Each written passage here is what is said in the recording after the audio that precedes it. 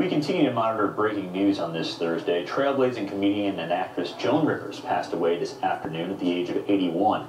Her daughter Melissa released the following statement, quote, "It is with great sadness that I announce the death of my mother, Joan Rivers. She passed peacefully at 1:17 p.m., surrounded by family and close friends. My son and I would like to thank the doctors, nurses, and staff of Mount Sinai Hospital for the amazing care they provided for my mother. Cooper and I have found ourselves humbled by the outpouring of love, support, and prayers we received from around the world. They have been heard. My mother's greatest joy in life was to make people laugh. Although that is difficult to do right now, I know her final wish would be that we return to laughing soon."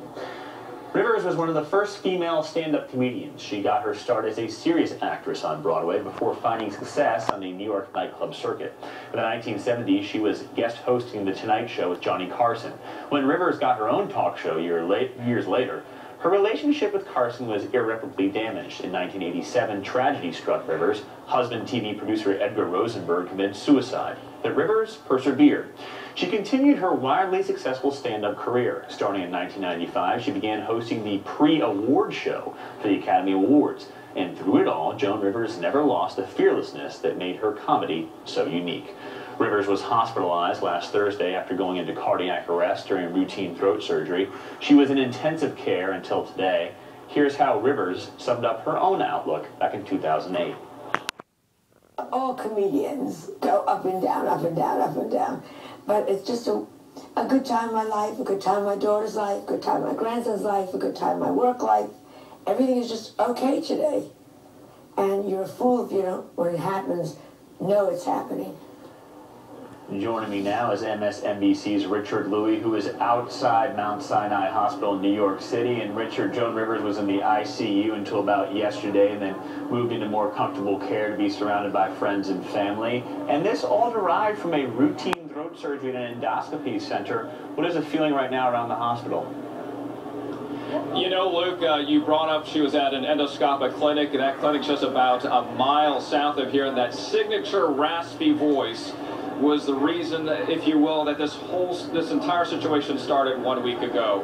You mentioned 1:17 p.m. Eastern Time, according to Melissa Rivers. That statement issued through her publicist is when Joan Rivers, at the age of 81, passed away here, as she says, peacefully, surrounded by her family and friends. We were here all day, and I must tell you that the day didn't stand out necessarily as a busy day. The number of people that were here over the last week, we have seen so many come and go as we've been here hoping to have good news to provide to you, but unfortunately, as we're reporting about 3 hours ago, Joan Rivers passing away. Many people coming here and saying, how's Joan doing here? What is her situation? What is her condition?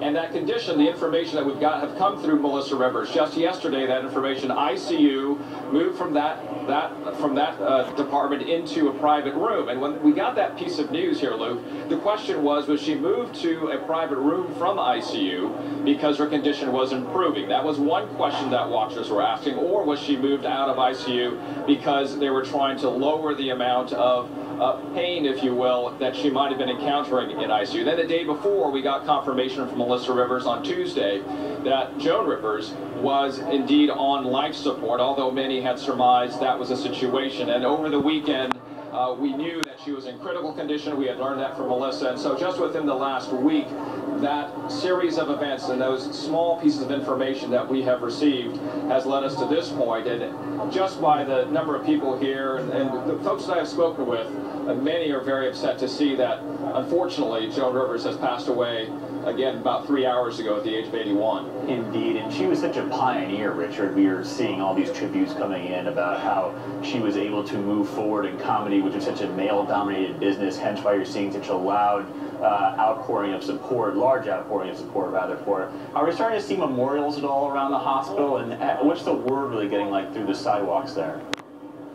Yeah, you know, that's a good question, because already, you know, I was here about 5 hours ago. There was our team plus one other team, and since then you cannot walk up and down the street. The number of cameras and trucks that are here. But more importantly, as Joan Rivers said in her statement, she spent about 50% of her statement saying, thank you for all the outpouring of support, for the love that you've shown for our mother.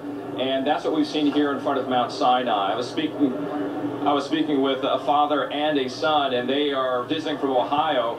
They as soon as they heard the news, came straight to Mount Sinai. They told me, you know what, we were just at a comedy club last night. There were 6 guys that were performing. Joan Rivers stood out to not only me, the father was saying, but he was saying to his son, it also stands out to you because she's one of the few women that have paved that path for many women comedians today. Indeed. MSNBC's Richard Louie, thanks so much for your report. And of course, we'll have more on the life of Joan Rivers when I speak with Billy Bush later this hour.